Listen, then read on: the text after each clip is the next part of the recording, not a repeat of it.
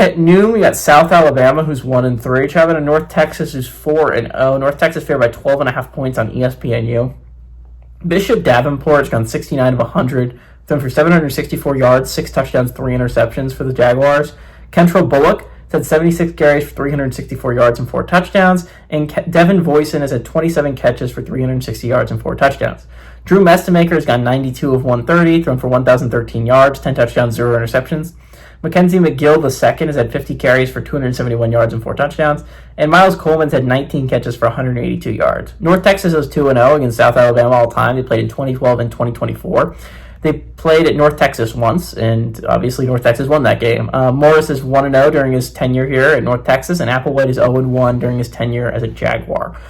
I think what's really interesting about this game is, again, North Texas is one of the last 4 standing. When you're talking about group of 5 undefeateds, they're one of 4 that are still kicking around in that playoff picture. Again, it definitely seems like it's shaping out that it's whoever wins the American, right? Like, I think realistically, that's where we're standing. UNLV is the only other contender, really speaking. I mean, once we get everyone down to 1 loss, you can throw probably like an Old Dominion in there because they have a Virginia Tech win, maybe New Mexico out in the Mountain West.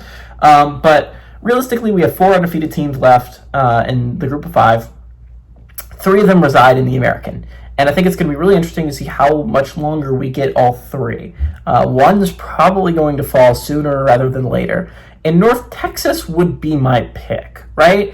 The Mean Green are 4-0. That's still a good feat, right? But they haven't played a Power 4 opponent, which probably doesn't, if you were playing in another conference, like if you were like in the Conference USA and you hadn't played a Power 4 opponent, I'd be like, I don't know if you're going to be able to make the playoffs. But if you're North Texas, you're playing in the American, so your opponents did that for you. Your opponents built up your conference for you, so you don't really have to worry about not having a Power 4 win. Because you can go beat Memphis that has one, or you can go meet USF that has one, which they do get an opportunity to do. You can go play Navy, right? So again, North Texas's schedule is really interesting in that these next 2 games are going to matter a lot, I think. The South Alabama game and the USF game. If you can get through those games, you can get to 6-0 if you're North Texas. Path laid out in front of you, kind of. You still have a rough road trip to UTSA that could easily be an upset.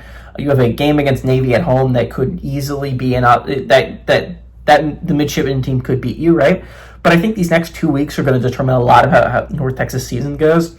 North Texas has played some really tight games. Remember last week I picked Army to beat them, and Army took them to overtime and lost.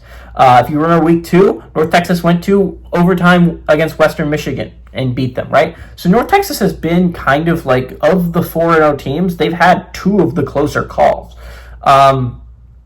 I think they finally got here. I think the Jaguars are an underappreciated team. I understand they're 1-3.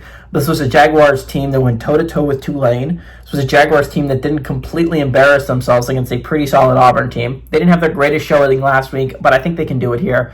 That, and I don't think they can start 1-4 and realistically have a shot at a bowl game. So I think this is a big game for the Jaguars to show up in, and I think they do. Give me the Jaguars to go on the road and pull off this upset.